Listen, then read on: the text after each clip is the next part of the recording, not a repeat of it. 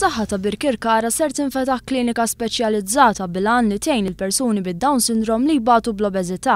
Permezz ta' persuni mħarġa dawn ser jingħataw pariri dwar kif inaqsu mill-piż minħabba li qegħdin aktar friskju li jbatu minn pressjoni għolja.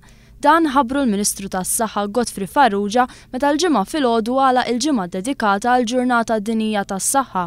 Din is-sena l-Organizzazzjoni Dinjija tas-Saħħa b'kollaborazzjoni ma' pajjiżna iddedikat din il-ġimgħa għal pressjoni kundizzjoni li taħkem 22% tal-Maltin.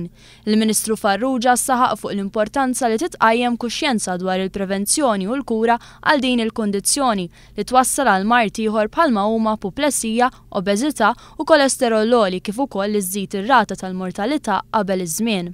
Għaldaqstant tenna kif bażla ta' ikel aħjar b'mod speċjali ikel Mediterranju u ħajja iktar attiva wieħed ikun qed jippreveni din il-kundizzjoni.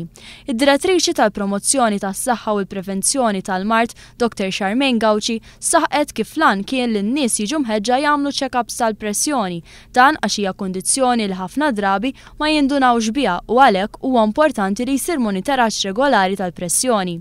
Id-Direttur Ġenerali tas-Saħħa Dr. Ray Busuttil kif lan ta' ġranet diniji bħal dawn huwa li titqajjem kuxjenza dwar fatturi importanti relatati mal-qasam tas-saħħa. Il-Ministru Farrugia ħabbar ukoll kif mit-22 ta' April ser jerġa' jinfetaħ iċ-Ċentru tas-Saħħa tal-Mosta wara li tħaffef il-proċess ta' manutenzjoni biex dan ikun aktar attrezzat b'tobba tal-familja kif ukoll teatru għal operazzjonijiet żgħar.